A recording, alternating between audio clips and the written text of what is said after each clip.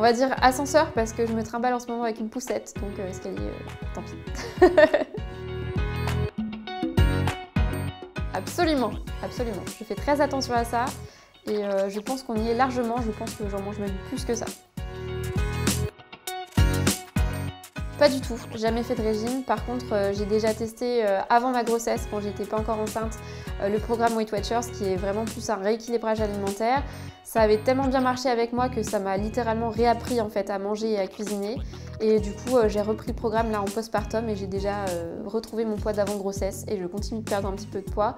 Et surtout, je me sens très très bien dans ma peau, chose qui n'était pas arrivée depuis des années. Ça a vraiment été un truc qui a été un déclic pour moi, donc je recommande vraiment, mais les régimes, je connais pas. Je pense que ça doit être la grossesse, en vrai. Le truc que je préfère de tout, c'est ça. Ça doit être les hormones, ça. Trop de plénitude quand je suis enceinte. J'ai un vrai problème avec les trucs tordus, c'est insupportable. Les gens autour me prennent pour une maniaque, mais je suis toujours en train de redresser les cadres et les étagères. Je suis trop maniaque, il paraît. Je dirais que c'est de s'écouter en fait, c'est juste de faire attention à la façon dont on perçoit son corps, ses émotions et tout ça, et puis de gérer en fonction en fait. Si vous vous sentez vraiment mal dans votre peau, alors prenez-vous vraiment le temps de vous poser pour trouver une solution et de faire en sorte qu'un jour vous soyez vraiment bien dans vos baskets. La pire bêtise que j'ai faite dans ma vie par rapport à ma santé justement, c'est de ne pas m'écouter. J'ai eu mal pendant des semaines, voire même des mois à la nuque. Je suis allée chez le médecin pour ça, j'ai passé une IRM parce que mon médecin s'est inquiété très vite et on m'a appris dans la foulée que j'avais 4 hernies discales, donc ça m'a bien appris à écouter quand il y avait un truc qui se passait pas bien. La pire maladie, je pense que c'est mon grand qui l'a vécu. Je pense que ça fait partie de ma vie puisque c'est la vie de mon enfant. Justement, j'ai négligé quelque chose que j'aurais dû trouver vraiment grave et inquiétant. On s'est rendu compte avec 2 ans de retard que notre enfant était sourd.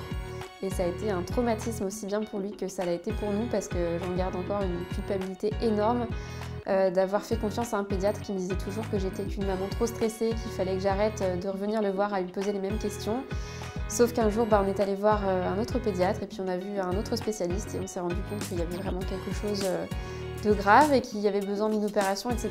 Et c'est quelque chose qui fait que je m'en mords encore beaucoup les doigts parce qu'il y a eu des conséquences dramatiques par la suite parce qu'un enfant qui est sourd entre sa première année et ses 3 ans, c'est grave. C'est là où un enfant a besoin d'apprendre à parler, à être sociabilisé, etc. Donc ça a été compliqué. J'en ai d'ailleurs parlé ça de cette expérience sur ma chaîne YouTube et je sais qu'il y a eu beaucoup de parents qui se sont rendus compte que leurs enfants avaient le même problème en découvrant mon témoignage. Et je pense que vraiment, une fois de plus, il faut s'écouter quand on pense à soi, il faut aussi écouter la petite voix qui nous dit « il y a quelque chose qui ne va pas avec ton enfant, fais quelque chose ». Ça c'est difficile, mais ça a été une expérience très douloureuse que j'espère ne jamais avoir à revivre. Mais maintenant je suis beaucoup plus attentive à tout ça et je ne me laisse pas démonter par les commentaires des pédiatres un petit peu trop pressés d'en finir avec une consultation. Les listes m'empêchent de dormir. Je suis comme Sarah Jessica Parker dans je sais plus quel film où elle se pose dans son lit, elle regarde le plafond et il y a une liste comme ça qui attend juste d'avoir des cases de cocher. Je suis cette personne. J'ai des listes tout le temps en tête et je vais me coucher et ça n'arrête pas en fait. Et finalement je finis par les écrire sur mon téléphone pour qu'elles me sortent de la tête et que je puisse enfin me poser tranquille en me disant bon c'est pas grave, je ferai ça demain matin. Mais je turbine tout le temps en fait. J'ai toujours une liste de tâches qui est très très longue et une liste d'idées qui est très très longue. Donc du coup, parfois, le sommeil s'en va complètement. Bah ouais, pourquoi dire non à ça? C'est cool, faudrait juste que j'ai la même pour mes enfants, pour qu'on en profite tous ensemble, voilà.